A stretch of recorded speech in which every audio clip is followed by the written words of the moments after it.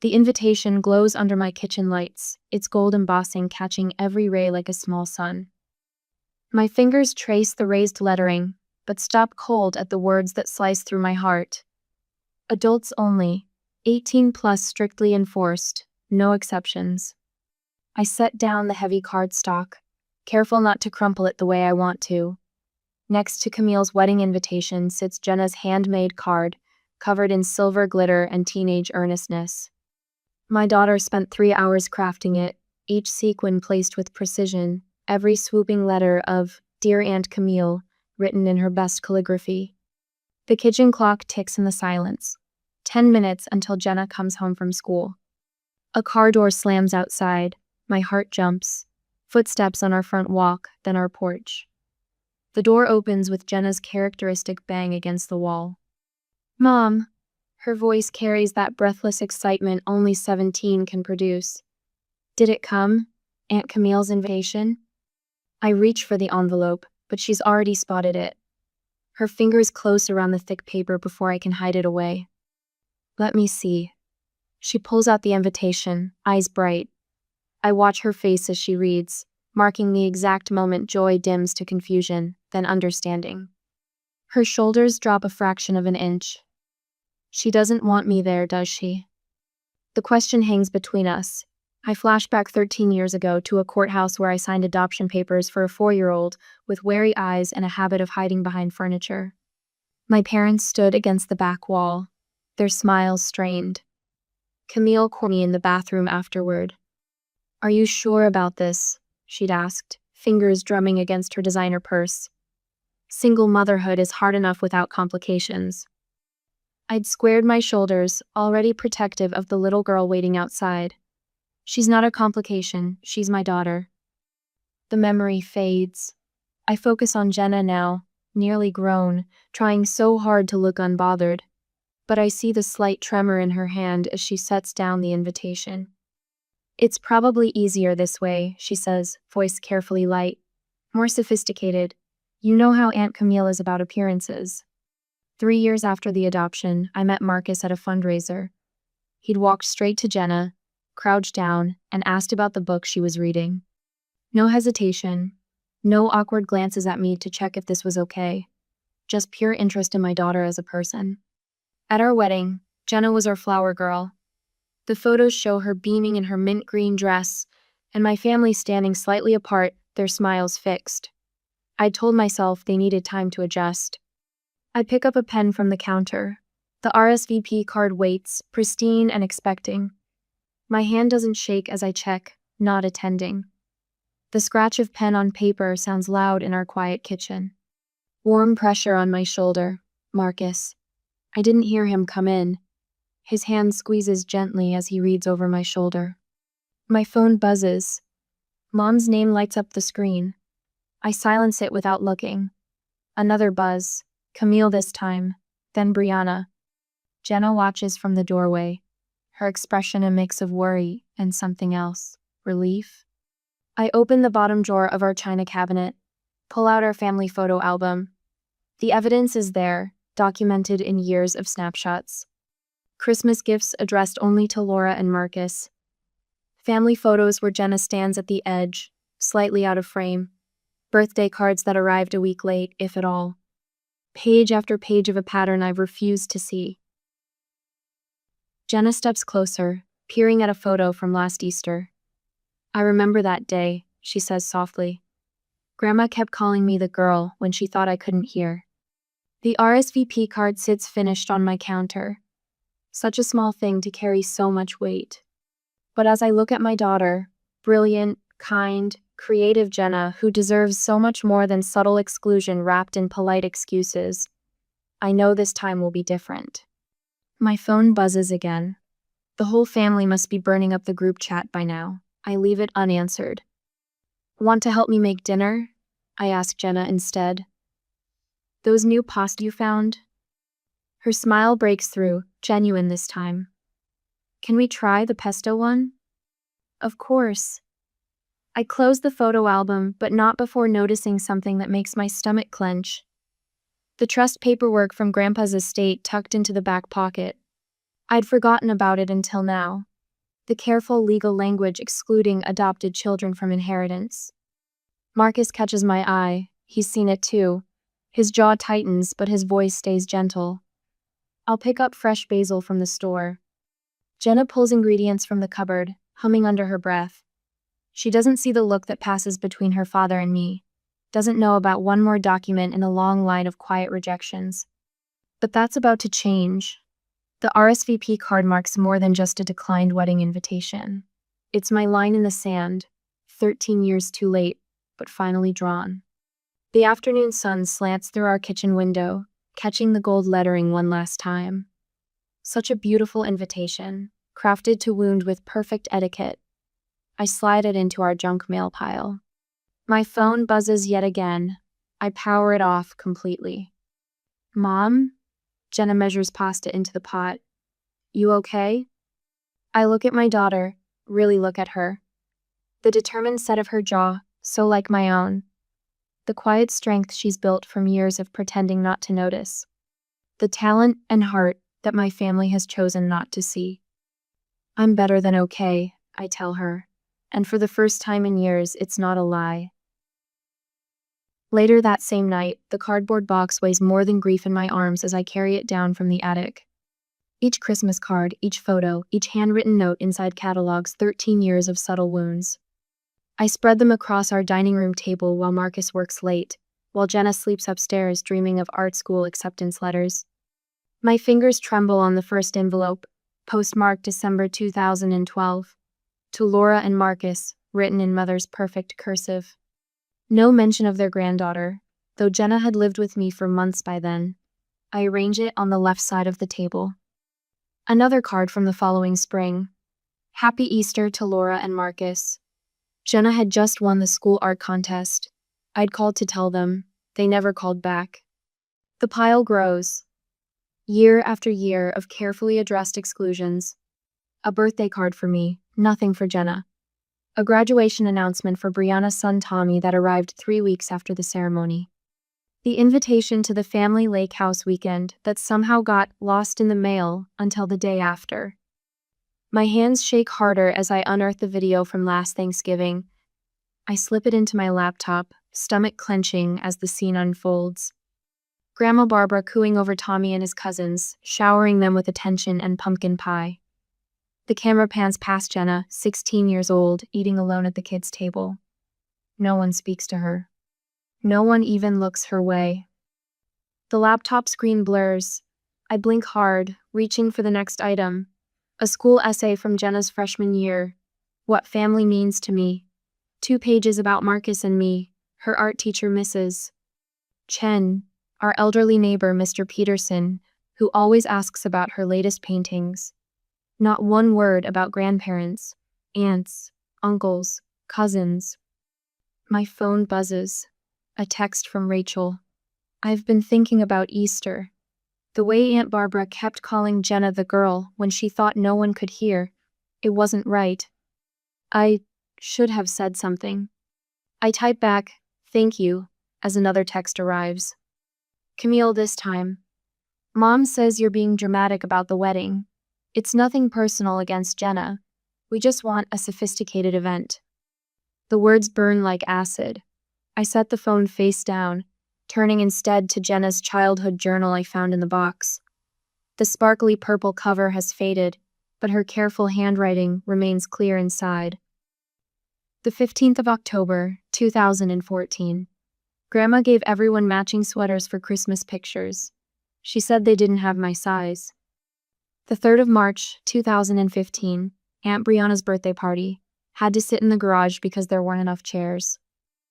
The 25th of December, 2015. They forgot I don't like peanuts again. Or maybe they didn't forget. A door creaks upstairs. I freeze, listening for Jenna's footsteps, but the house settles back into silence. My eyes drift to the latest evidence. Brianna's Facebook photos from last month's family dinner. 18 smiling faces around a table laden with food. We weren't invited. Those posts are public, you know. Marcus's voice startles me. He stands in the doorway, briefcase still in hand, jaw tight as he surveys the table. Everyone can see who wasn't included. I kept making excuses, I whisper. I told myself they needed time to adjust, that it would get better. He sets his briefcase down, moving to examine a stack of Christmas cards. 13 years is a long time to wait for better. My phone buzzes again. Mother's name lights up the screen. Your father says you're not welcome for Christmas if you skip the wedding. Don't throw away family over pride. Pride. As if protecting my daughter were nothing more than vanity. A new email notification pops up. From Brianna, sent to the entire extended family. Laura's latest drama. She's always been attention-seeking, but this is a new low. Camille's wedding isn't about her or her. I can't read the rest. My finger hovers over the delete button when another email arrives. From Aunt Dorothy, the family outcast who married beneath her station and adopted a son in the 1980s. I saw what they did to you at Easter, what they've been doing all along. It drove me away 30 years ago. The pattern doesn't change unless someone breaks it. The words hit like a physical blow. I scroll through years of family photos on my phone, seeing the pattern with fresh eyes. Jenna always slightly apart, always on the edges, always almost cropped out. Marcus picks up a manila envelope I haven't opened yet. The return address shows my father's law firm. What's this? I don't. The words die as he pulls out the contents. Legal documents, the family trust paperwork I'd signed without reading carefully 5 years ago. His finger traces a single devastating line. Benefits to be distributed among blood descendants only. Adopted children are specifically excluded from inheritance. The paper slips from my numb fingers. All these years I thought they just needed time. Just needed to know her. Just needed to see her heart, her talent, her gentle soul. But they'd written her out before they ever gave her a chance. Marcus gathers me close as the tears finally come. What do we do now? Through the window, dawn paints the sky in watercolor shades of pink and gold. The same colors Jenna uses in her sunrise paintings. I think of her portfolio, filled with beauty despite every rejection. Think of her quiet strength, her unfailing kindness to the family that never wanted her. I reach for my phone one last time. Open the family group chat. Click Leave Group. Now, I say, voice steady. We show them what real family looks like. Upstairs, Jenna's sleeping softly. She doesn't know about the trust fund, the emails, the wedding drama. Doesn't know I've spent the night excavating years of carefully hidden wounds. But she knows she's loved, and maybe that's the only inheritance that matters. A week after the wedding, Camille's wedding photos scatter across my Facebook feed like confetti. Her perfect smile, the cathedral veil, the family gathered close minus us. The absence speaks volumes. I close the laptop and push it away. My phone buzzes. 3 new messages from Mom about Christmas plans. I let them sit unread next to the 15 others from the past week. The grandfather clock in our hallway, a wedding gift from my parents, ticks away the December afternoon. Laura? 15 minutes after the message, Mom's voice rings through the front door, followed by the unmistakable rattle of her key in the lock. I forgot she still has one from last year's renovations. I brought the decorations. She bustles in, arms laden with storage bins marked Christmas in her precise handwriting. The same bins we've used for hosting family Christmas dinner the past 12 years. Her face glows with determination as she sets them down. I thought we could get an early start this year, she says, pulling out familiar strands of garland. The earlier we decorate, the longer we can enjoy it. Remember how magical it looked last Christmas? I steady my hands against the kitchen counter. We won't be needing those, Mom. What do you mean? She pauses, a glittery ornament dangling from her fingers. Of course we need them. You're hosting Christmas dinner, just like always. No. The word comes out softer than I intended. I clear my throat and try again. We've made other plans this year. The ornament slips from her grasp, bouncing once on the hardwood floor. But you always host Christmas. Not anymore. Mom's lips press into a thin line. This is about the wedding, isn't it? You're punishing all of us because Camille wanted an adults-only reception. No. I walk to my office and return with a manila folder I've been compiling. Set it on the counter between us. This is about 13 years of treating my daughter as less than family. Her eyes fix on the folder. What's that supposed to be? Evidence. My voice stays steady. Tell me, Mom, when was the last time you called Jenna your granddaughter? The front door opens again.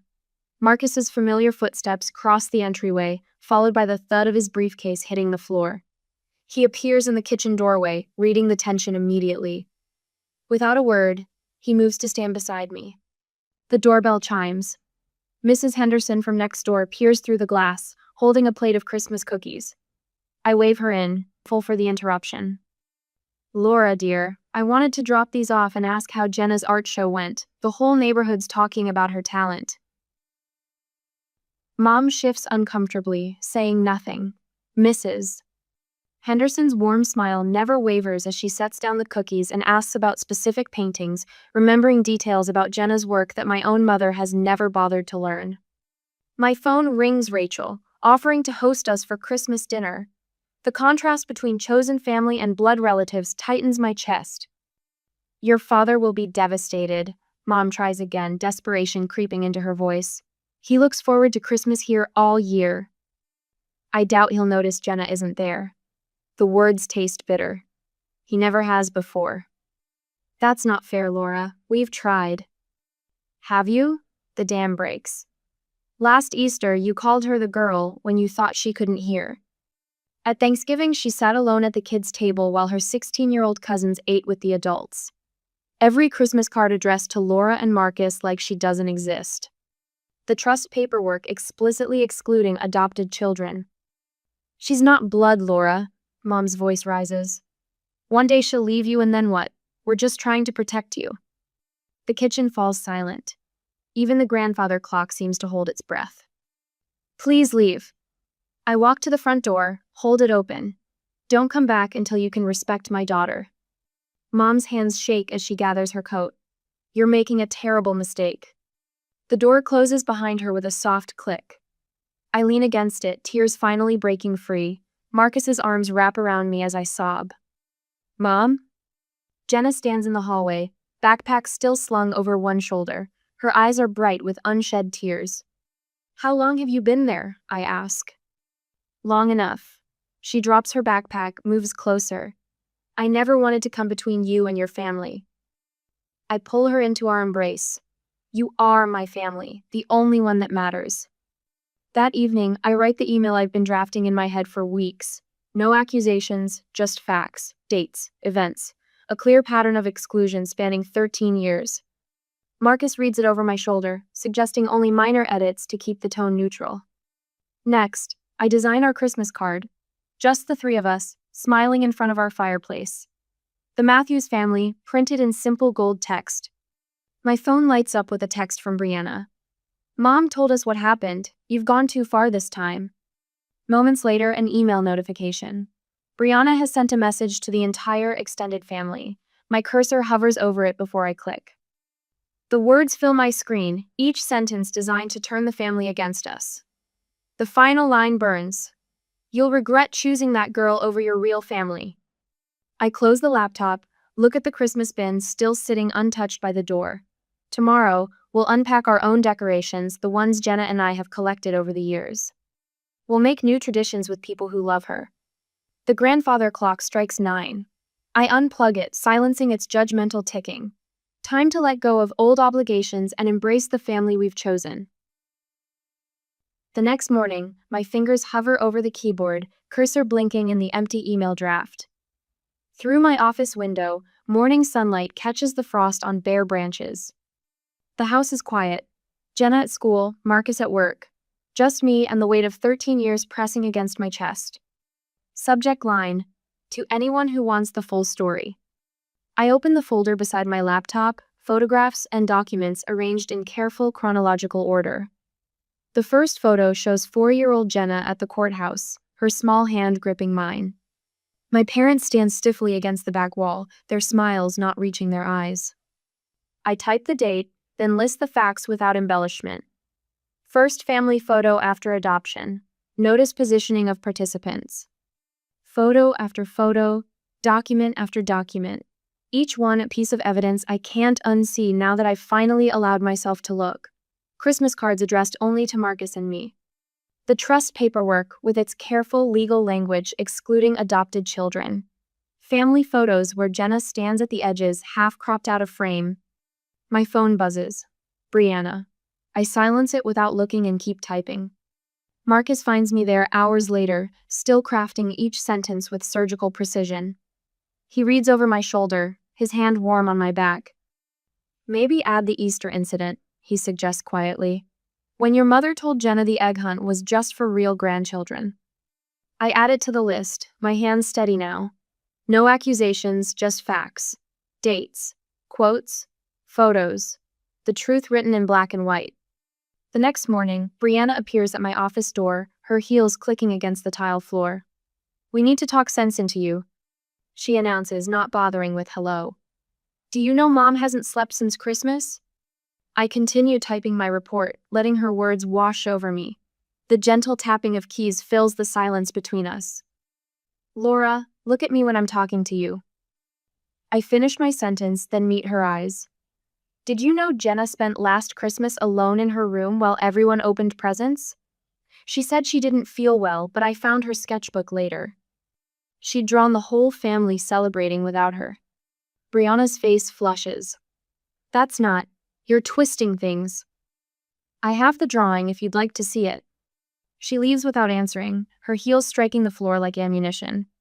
That evening, my father calls. Your mother is beside herself about Christmas, he says, his voice heavy with disapproval. 30 years of tradition, Laura. 30 years.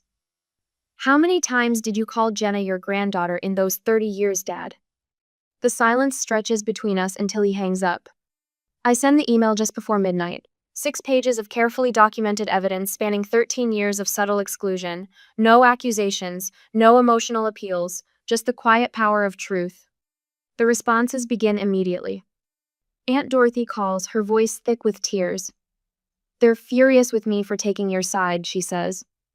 But someone had to say it. What they've done to that child. Camille's text arrives next. You're tearing the family apart over nothing. I write back one sentence. Nothing is exactly how you've treated my daughter for 13 years. The family splinters like ice in spring in the following days. Cousin Rachel stands up at Christmas dinner. I hear about it later from Aunt Dorothy. What you've done to Jenna is shameful. She tells them all. Every single one of you who looked the other way. Uncle Robert sends a private message. We adopted James in 1982. I watched the same thing happen. I should have spoken up sooner. More messages trickle in. Brianna's husband calls to apologize for her behavior. My father runs into Marcus at the hardware store, both men studying paint samples with fierce concentration to avoid speaking. Christmas dinner was strained, according to the Family Gossip Network. Empty chairs where we should have been. Questions about our absence that couldn't be smoothed over with the usual excuses. My mother tells the neighbors we're going through a phase. But I see their sideways glances when she walks past. They've all seen Jenna grow up on our street, watched her shovel their driveways and sell Girl Scout cookies. The math isn't hard to do. A week after New Year's, the first attempt at reconciliation arrives. Camille's text, I didn't mean to hurt Jenna's feelings. My father's voicemail, this has gone on long enough. My mother sends a generic gift card for Jenna, the first acknowledgement of her existence as a grandchild. The envelope sits unopened on our counter. Brianna suggests a family meeting to clear the air. Her tone implies we're being difficult by refusing. I send the same response to each overture. Acknowledgement is not the same as respect. Our Christmas with our chosen family fills the house with genuine warmth. Jenna's art hangs proudly in the local gallery's youth showcase. Marcus gets a promotion at work, and we celebrate without the weight of family obligations pressing down on our joy. I feel lighter than I have in years. The freedom of finally speaking truth sits in my chest like sunlight. Then the invitation arrives. Heavy cream cardstock, formal calligraphy, a family intervention masquerading as reconciliation. I recognize it for what it is. Their final attempt to force us back into old patterns, to restore the comfort of our silence. I want to go with you, Jenna says, watching me read it. I want them to see who I really am. I study my daughter's face. the quiet strength there, the artist's eye that has documented every subtle rejection in lines and colors. She's never been the victim they wanted her to be. Never been the outsider they tried to make her. Okay, I tell her. We'll go together. She smiles, and I see the future reshaping itself around her certainty, around our truth finally spoken aloud. The invitation sits on my desk, its formal script catching the morning light. But this time, the golden letters hold no power to wound. We've already chosen each other. Everything else is just details. I pick up my phone and text our response. We'll be there, all of us, together. The next week at the family gathering, the parlor walls press in around me as I sit rigid on Mother's antique sofa, the one she inherited from Grandma Rose.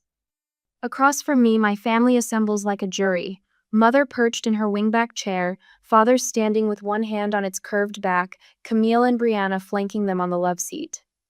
Laura. Mother's voice breaks on my name. Her hands flutter toward Jenna, then drop without completing the gesture.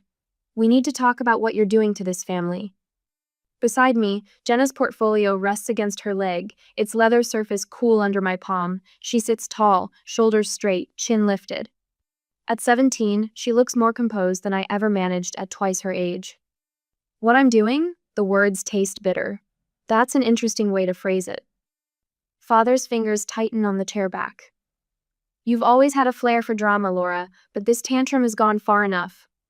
Camille leans forward, designer bracelet catching the afternoon light.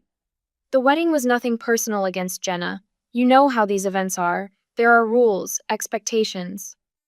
Right. Brianna's voice drips acid. But you've always had this victim mentality. Everything has to be about you. Mother dabs at her eyes with a monogrammed handkerchief. All our holiday traditions destroyed. Your father can't sleep. I barely eat. Is that what you wanted? I let the accusations wash over me, noting each one like entries in a ledger. The same patterns, the same manipulation, but for the first time I see them with perfect clarity. My hands remain steady in my lap. Are you finished? My voice comes out soft, but carries to every corner of the room. Because Jenna has something to say. The shock ripples through them like a stone dropped in still water. Mother's handkerchief freezes mid-dab. Father's mouth opens, then closes. They never expected Jenna to speak. In their minds, she's always been a prop in their family drama, never its narrator. Jenna rises, unzipping her portfolio with steady fingers. The sound cuts through the silence like a knife. I'd like to show you something. Her voice holds none of the tremor I'd feared. My senior art portfolio. The theme is family perspectives. She pulls out the first piece, a watercolor of last Christmas dinner. The family clusters around the dining room table, faces warm in candlelight. But at the edge of the frame, a small figure sits alone at a card table, fork suspended over a plate. The isolation radiates from every brush stroke. Mother's breath catches. Camille shifts on the love seat, the leather creaking beneath her. The next painting shows Easter brunch. Cousins hunt eggs on the lawn while adults chat on the patio. A teenage girl stands by the fence, camera in hand, documenting a celebration she's not part of. The composition draws every eye to that solitary figure. This one's called Outside Looking In, Jenna says quietly. Piece by piece, she builds her case. Each painting captures a moment of exclusion through a child's eyes. The skill is undeniable, the emotion raw and true. The family portrait takes center stage, frames within frames showing empty spaces where relatives should be. Father won't meet my eyes now. Mother's tears have stopped, replaced by something that looks like real pain. This is what you've done, I say into the silence, not with words, but with actions. Every Christmas card addressed only to Marcus and me, every family photo where Jenna stands apart, every gathering where she ate alone. Camille stares at the artwork, her perfect makeup cracking around the edges. I never realized she could. Paint? Jenna's smile holds no warmth. See? Feel? There's a lot you never realized about me. Brianna surges to her feet. This is manipulation, using art to make us feel guilty about perfectly normal family boundaries. Normal? The word explodes from my chest. When was the last time you called her your niece? When did any of you send her a birthday card? Which of you knows her favorite color, her dreams, her fears?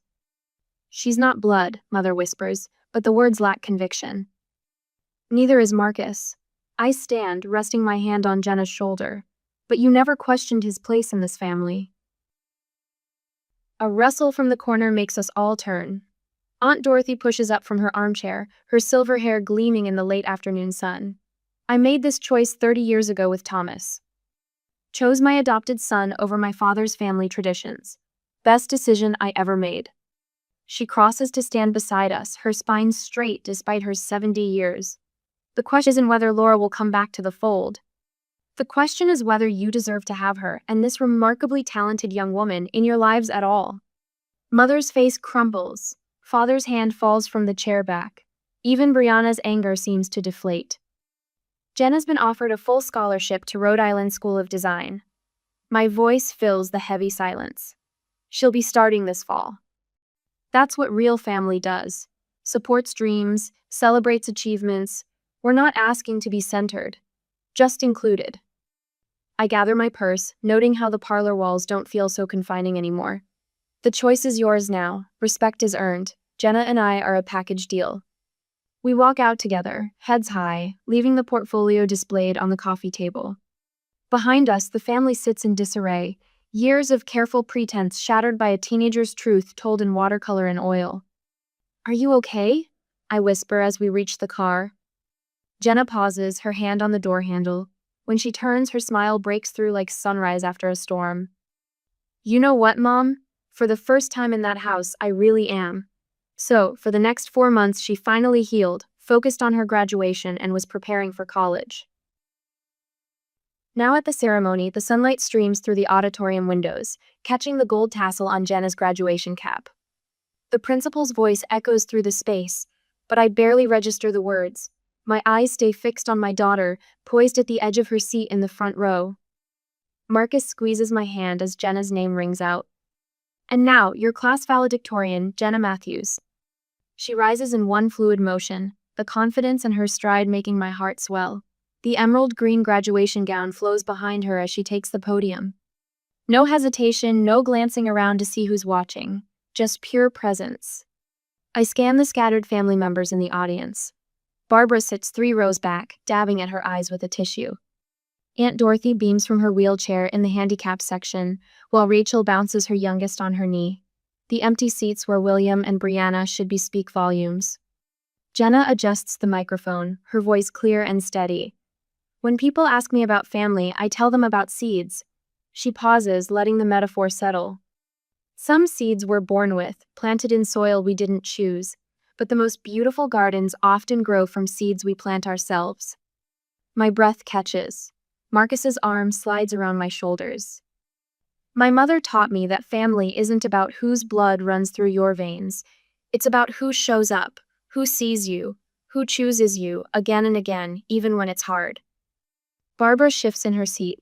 I remember her voice last week, hesitant on the phone. Laura, I'd like to contribute to Jenna's art school expenses. If you'll let me, a peace offering, decades late but sincerely given. I say I'll think about it, and she nods only. It's time to celebrate. After the ceremony, we gathered at Bellini's restaurant, the same place we celebrated when Jenna won her first art competition at 12. The familiar scent of garlic and basil wraps around us like a warm blanket. Dorothy holds court at the head of the table, her silver hair catching the light from overhead chandeliers. To seeing people for who they truly are. She raises her glass, eyes twinkling, and the courage to stand by them. Camille arrives halfway through the appetizers, clutching a wrapped package. Her designer dress looks out of place among our casual celebration. I found this at an art supply store, she says, setting it beside Jenna's plate. The clerk said it's what serious artists use.